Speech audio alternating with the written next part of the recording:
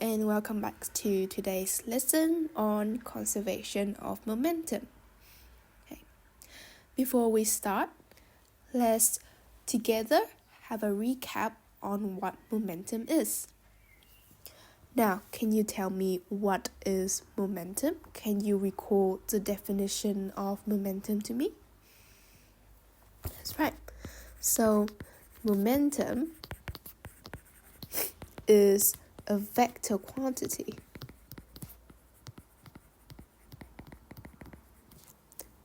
that an object has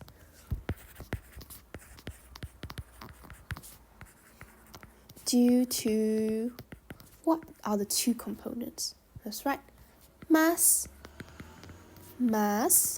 and velocity.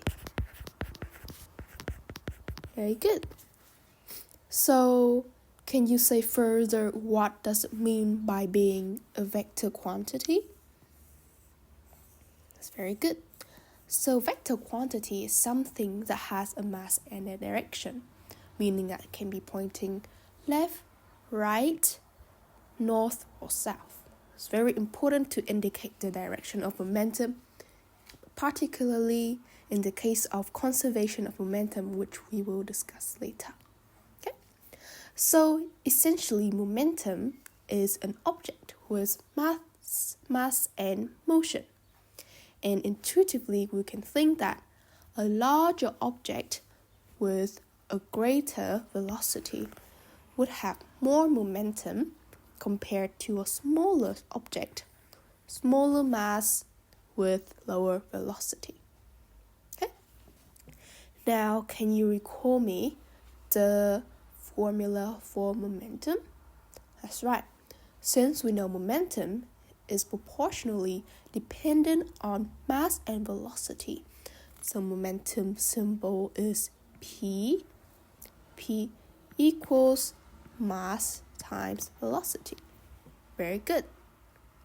And can you recall what is the unit for momentum? It's pretty tricky when I put it straight away, ask about it straight away, isn't it? But I can help you to figure out unit of anything just within 3 seconds. So since you know that momentum is comprised of mass times velocity, you can just find out the unit for mass and velocity to find the units for momentum. So mass, the SI unit is kg, velocity is meters per second. So unit of momentum is going to be kilogram meters per second. Okay, is that clear? Very good. Okay, now we are going to move on to the conservation of momentum. So, the law of conservation of momentum states that the total momentum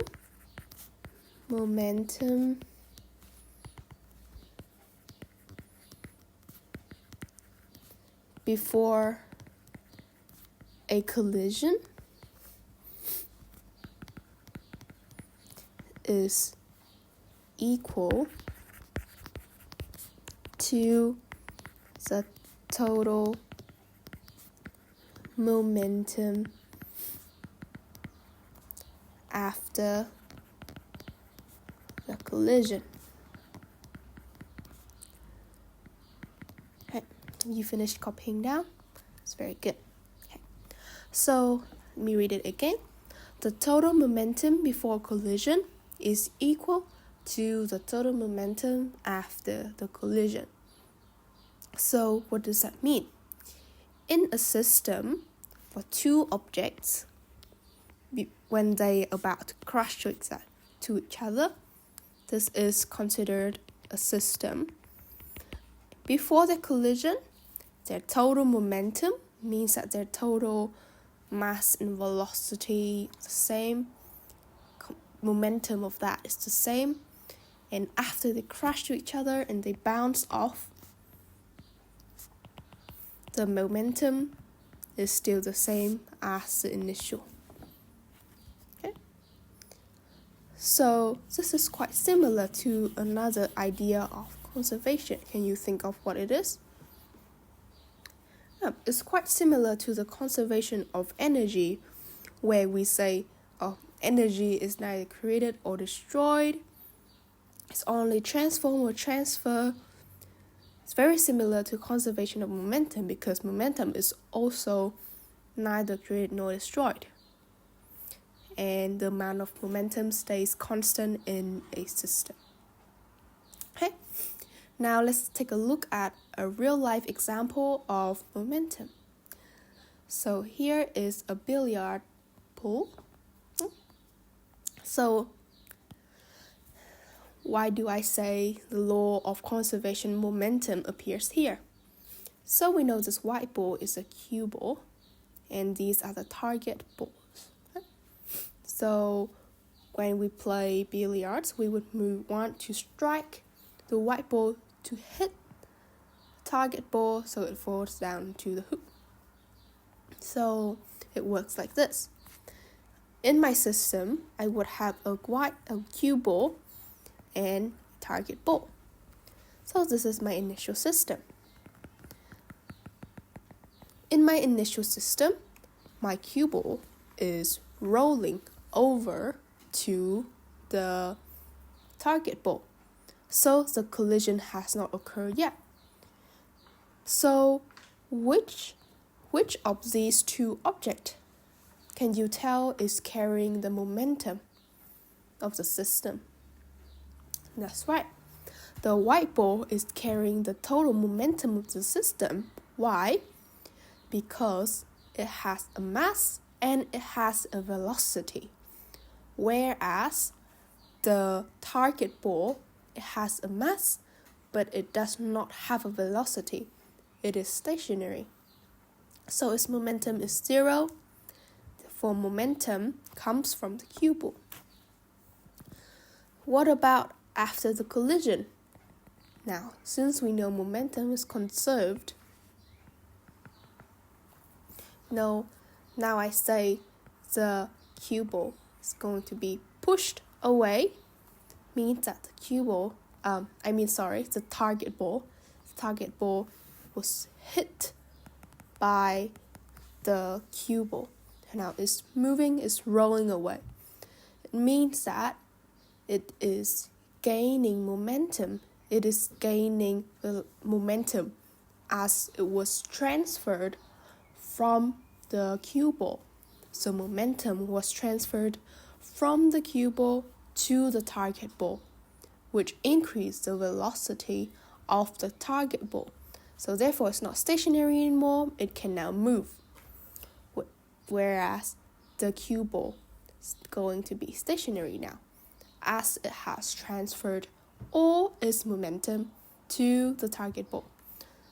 Okay, so that's how momentum is conserved from the initial to the final of the system. So that's just one case of momentum in real life.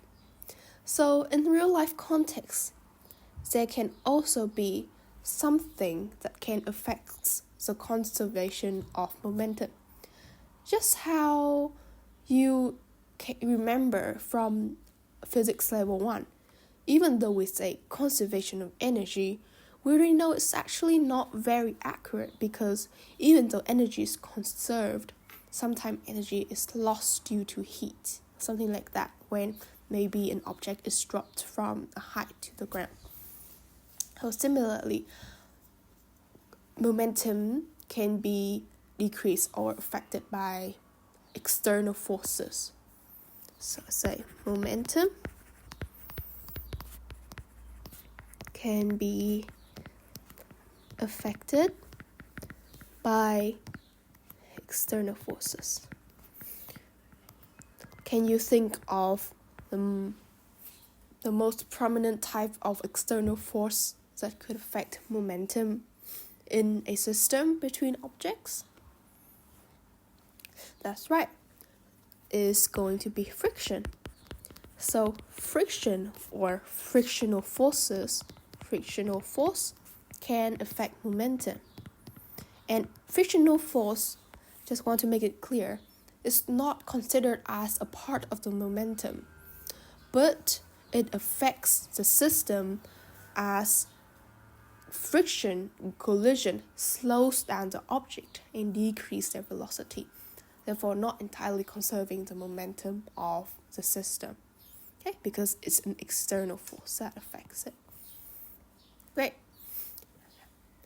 Now, I mentioned before that the vector quantity, the fact that momentum is a vector quantity, is very important. Why? Because the direction of the momentum of the objects within the system determines the direction of the total momentum of the system. So we need to know the momentum, where the object is heading to be able to calculate the momentum of the system most correctly, most accurately. Because we can't just say that they're just moving, but where are they moving to? What direction are they moving in? Left or right? East to west. Okay? If I say I have two balls here, they are both 5 kilogram meters per second, 5 kilograms meters per second. This one's moving to the right, and this one is moving to the right as well. In this case, the momentum of the system here is these two balls, is going to be 5 kilogram meters second to the right, 5 to the right. And these two is going to add up together because both are going into one direction. Together, they're going to be 5 kg meters per second, all to the right. Okay? Whereas in another scenario, if I have both that are 5 kg meters per second, 5 kg meters per second, but one is going to the right, one's going to the left. What's going to happen? That's right, they are not going to add up anymore because they're not going to add up to all to the right anymore, because since one's going to the left, one's going to the right, equal and opposite, like similar to equal and opposite force, equal and opposite momentum is going to cancel out and give us a total momentum of 0 kg meters second. Okay? Now you see how even though both of these scenarios, our system, both objects are the same momentums, but their directions makes it very significant in terms of the direction and the values of the total momentum. Okay. Very good. So now let's do some examples so we can be confident about the concept of conservation of momentum, okay? So here's an example.